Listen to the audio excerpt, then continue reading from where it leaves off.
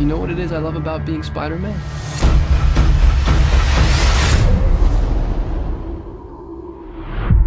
Everything.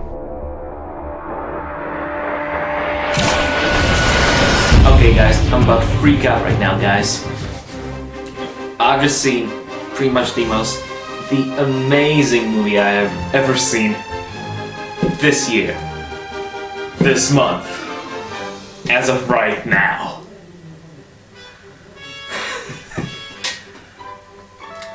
The Amazing Spider-Man 2 is, well, it was amazing. It was spectacular. It doubles the amazement.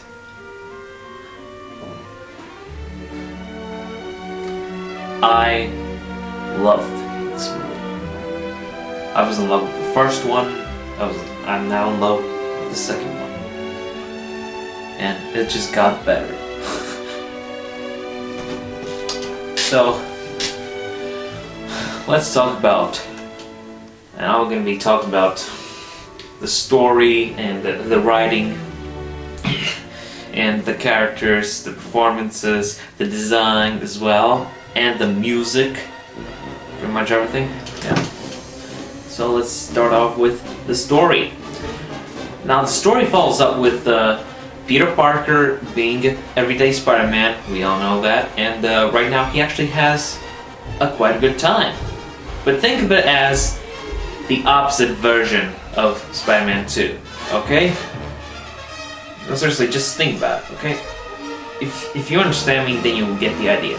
And right now, he has this difficult time of keeping the promise that George Stacy told him, you know, about staying away from Gwen and all that. Yeah. And yeah, he has a difficult time with Gwen. He has a difficult time with dealing,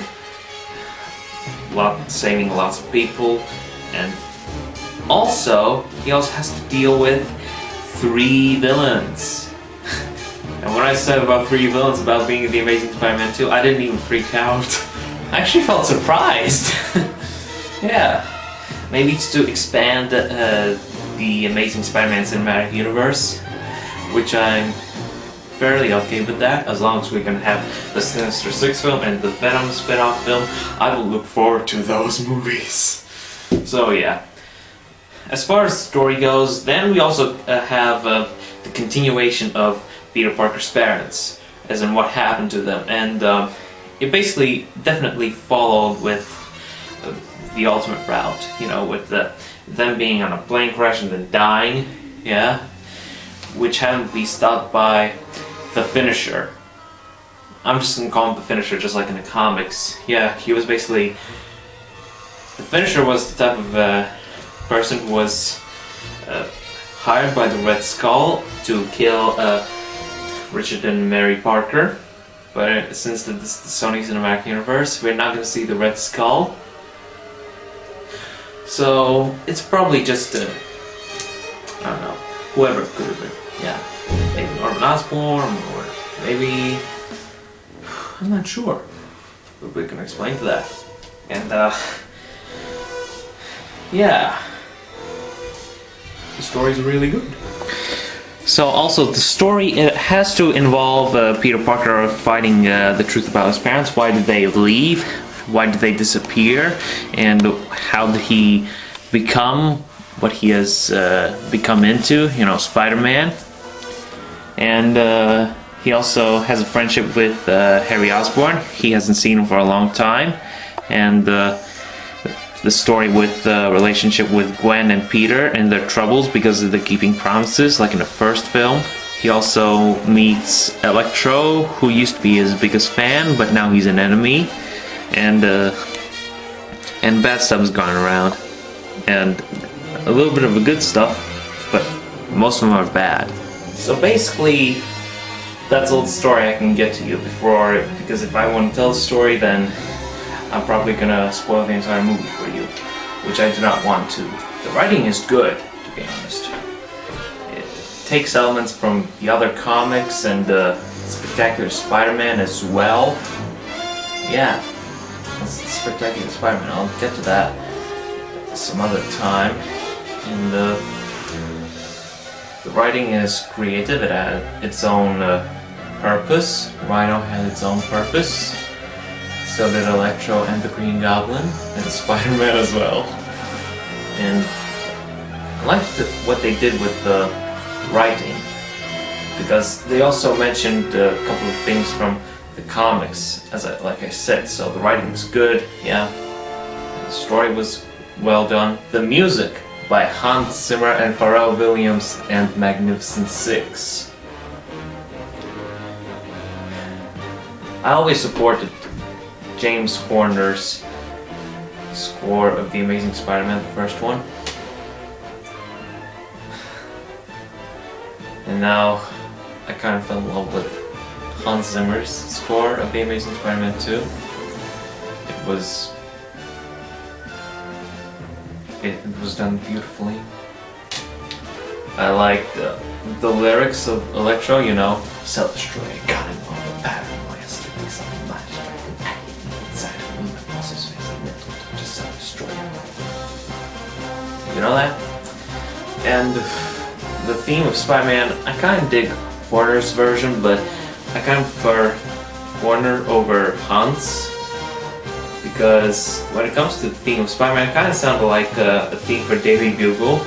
I do not have anything against that, I just kind of prefer Warner's for Hans, and I really liked it.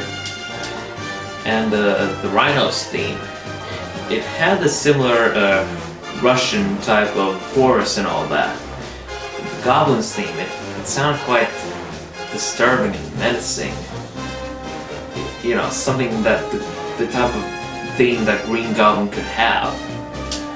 And it was quite menacing. I kind of liked the theme of each of the characters. What I also liked about the theme of Electro is that at one point of the chorus, they kind of like sank Electro, you know, Electro, Electro. You know what I'm saying? Yeah. So the music was good. The performances, I'll get the performances. Andrew Garfield comes back as Spider-Man, also known as Peter Parker. He does an amazing job once again.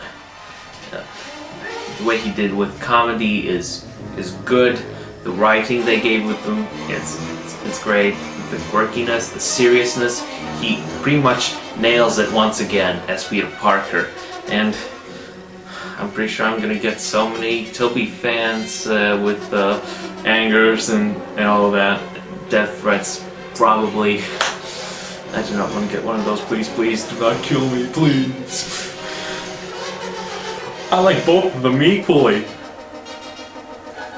Emma Stone returns as Gwen Stacy. This time, she helps Spider-Man a lot more, especially when it comes to stopping Electro and helping Peter Parker out.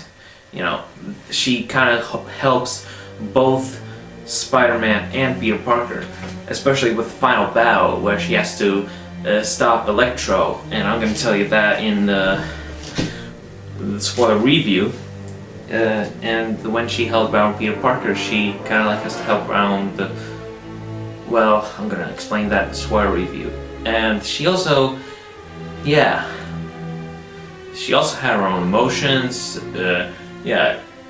She was great as Gwen Stacy. I cannot wait to see her in future films. Yeah. Jamie Foxx as Maxwell Dillon, also known as Electro. I thought he did like a phenomenal job.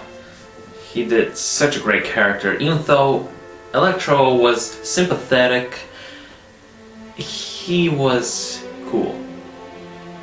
Yeah. And when he played as Maxwell Dillon, you kind of wanted to give a hug, you know, because in his whole life he was like living in a really bad dream, you know, where nobody recognizes him, nobody notices him, nobody knows his birthday, his name, and yeah. You kind of feel saddened for him. And the theme that he also had by Hans Zimmer, it also was quite sad. But what can you expect about geeks turning into villains? Yeah. I don't see that every day. But as Electro, I also loved him as Electro. The voice he had, he was quite cool.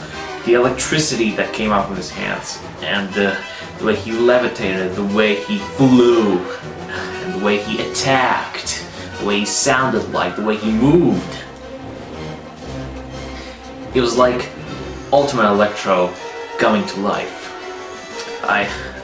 Yeah, he was awesome as Electro. Dane DeHaan as Harry Osborn, also known as Green Goblin. He does an amazing job. If you've seen the Chronicle, then you will love him even more in The Amazing Spider-Man 2. He plays the type of wealthy son of a dying person, also known as Norman Osborn, played by Chris Cooper, where he doesn't have that much screen time, you know, but I'll get to that. And there he kind of like wants to keep Oscorp the way it's supposed to be, you know. I thought it was like and he was quite great as Harry Osborn. I loved him. Yeah, and I was speechless about this guy. And he was also quite menacing as the Green Goblin. The way he had the armor and the way he laughed. His laugh was kind of like through the 1990s type of Green Goblin from the animated series. You will love this guy immediately. I loved his design, I loved his smile, I loved his design with the hair and the nose.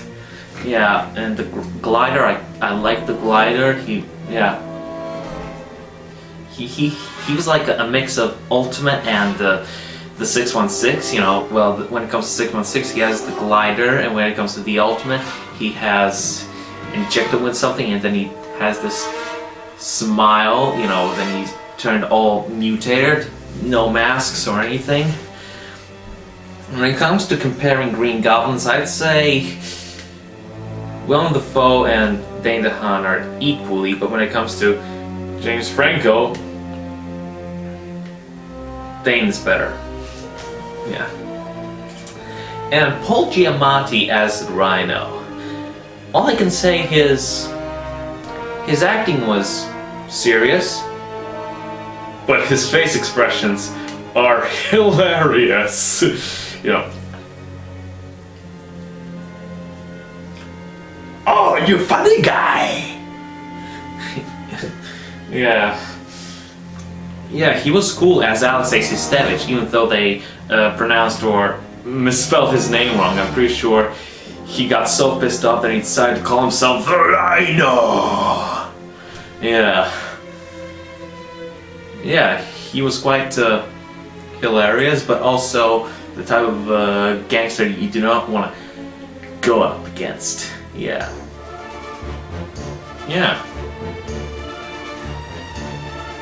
So yeah, and the armor, I kind of like the armor. Even though he had like 4 minutes of screen time, I do like the armor. It kind of like felt like from taken straight out of the Ultimate comics, you know, where it's all mechanical and it has the horns. You know, even though it may not look like accurate to the Ultimate comics, you know, the Rhino, he still looked cool in my opinion. Now let's go on to some minor characters. Chris Cooper as Norman Osborn.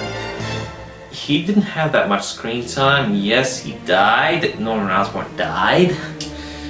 Yeah, and as you can see here, as you saw the movie, he had the long nails, you know, and his face turned all green. I'm not sure what happened to him, but if you compare Norman Osborn you've seen in the movie to Dane DeHaan, then, you know, he also had nails, his face turned all green, yeah. So basically, Colin Feore, he also didn't have much screen time. He was also in the beginning of the introduction of Harry Osborn until the end of the movie. Yeah, where Harry Osborn turns into the Green Goblin. Yeah, he was okay. Even though he didn't look exactly like Donald Mencken, he was still pretty good. Yeah. Sally Field comes back as Aunt May. She's there to support Peter Parker, and she doesn't know who Spider-Man is. Yeah. I thought she did a good job as well as Aunt May. Yeah, a realistic one, and she basically gave Peter in the movie some more information, more details about his parents. Because right now he's looking for more information on his parents. You know, they died in a plane crash, and more has been explained in the movie. Yeah. So yeah, and she's also a nurse. So imagine Spider-Man getting beat up brutally, and then he has to go to a hospital, which coincidentally has Aunt May. I wonder how she's gonna react to that. I'm not sure about that. B.J. Novak as Spencer Smythe. He didn't have that much screen time as well. He's basically like the beginning of the movie into before the transformation of Maxwell Dillon. Yeah, he's there to like annoy Maxwell. He also said that he's Spider-Man, and then Max just decided to like threaten him, and it ended up being a dream. Yeah. Don't you want to relate to Max? Yeah. So I'm like done with the actors. Now with the characters, well, design of the characters. Spider-Man, I love the design of the new suit. Even though I don't know how that he made it, and we know that it's explained, I still gonna dig the first movie suit. There's something about the first movie suit that I absolutely adore. I love it. I love the suit. Both of them. Yeah. The design of Electro, as I've said, it was like the ultimate Electro coming to life. I loved the design. Yeah, the design of Electro. He was like literally like the ultimate Electro coming back to life. Yeah. And the design of Goblin. They gave him the makeup. It looked a bit disgusting, but it also looked menacing. I don't really wanted him to wear an armor. I kind of like, but then again, if he had like this spandex, it wouldn't work. But unless it had some little bit of a purple in the green armor, then I would have said okay. And I already said about the design of Rhino. I really also digged the design. Yeah. And now the tone, it had the bright tone, but it was in between to the light and the dark tone. Yeah. It also, with the bright tone, it basically like involves Spider-Man, you know, where he swings around buildings during the day. Finally, we get to see him, the Amazing Spider-Man, swinging through the day more often. And when it comes to the dark tone, it basically has to involve with Electro, because he was alone. You had that big feel for him, you know, because it was his birthday, and he also sang as Maxwell Dillon, he sang Happy Birthday all to himself right before he turned into Electro. By the way, there's also an Easter egg of the 616 Electro with the colors. It was all about the cake. And yeah, Maxwell Dillon was like this #1 fan of Spider-Man. Like a fan turned into an enemy. Yeah, fans turned into enemies. Friends turned into foes. I don't know what I'm doing. I don't have a girlfriend. I don't have a job. And the Easter eggs, I loved the Easter eggs, the way they put it out. You know, a minor spoilers, but Peter Parker uses Google. Right now, at this point, I really wanted him to use Bing again. Oh, screw you fanboys and the controversial stuff and all that. Seriously, it's not like I use Jeeves. You know, and James Jonas Jameson, yeah. I'm pretty sure when I did a hangout with some webheads, I kind of mentioned that The Amazing Spider-Man 2's Daily Bugle will be like a mix of the 616 and the Ultimate, you know, where they have both part of the newspaper and the internet. Yeah. Mark, will you see JJ? Well, it depends because you know, in the new universe, we do not have just the TV and television. We also have some newspapers. Right. You know, as long we got a hinted on the freelance photographers in the first film. You know, if you catch the lizard photo, you'll be rewarded with money. So it definitely hints at a little bit of a JJ. Yeah, well, yeah. Peter Parker now takes photos, yeah, for the Bugle, and we also get to have a mention of J. Jonah Jameson. The only downside is he doesn't appear in the movie. Yeah, he was just like mentioned, and he still harasses Spider-Man, you know, when he was talking to Parker through Google Mail. Yeah. No, seriously, what's the big deal with Bing anyway? I use Bing. You know, infrequently. Yeah. And the writing is, yeah, it had its own emotions. I liked and when it comes to characters, you can actually get to feel and kind of relate to the characters. You can actually get quite a good laugh at them, with them, or however you like it, yeah. So yeah, the movie was, as I said, it was amazing. It was quite great. Yeah, I loved it. The only downside is that they cut out a lot of stuff from the movie. All you see in the trailers, all you see in the set photos with Flash and some of the dialogue they were putting on the trailers and TV spots, they're all lies. But that doesn't stop me from hating the movie. Yeah, bottom line, the movie was amazing, it was spectacular, it was superior, it was ultimately electrifying great. So I'm giving this movie a 5 out of 5. It was great, it was good. I was speechless about this. It was excellent. The music was phenomenal by Hans Zimmer. Yeah, he did Superman, he did Batman, now he's doing Spider-Man, and then he's gonna do Superman and Batman. Your argument is invalid, guys. By the way, a couple of my friends or the people I have subscribed to, they're also gonna do their spoiler review of The Amazing Spider-Man 2.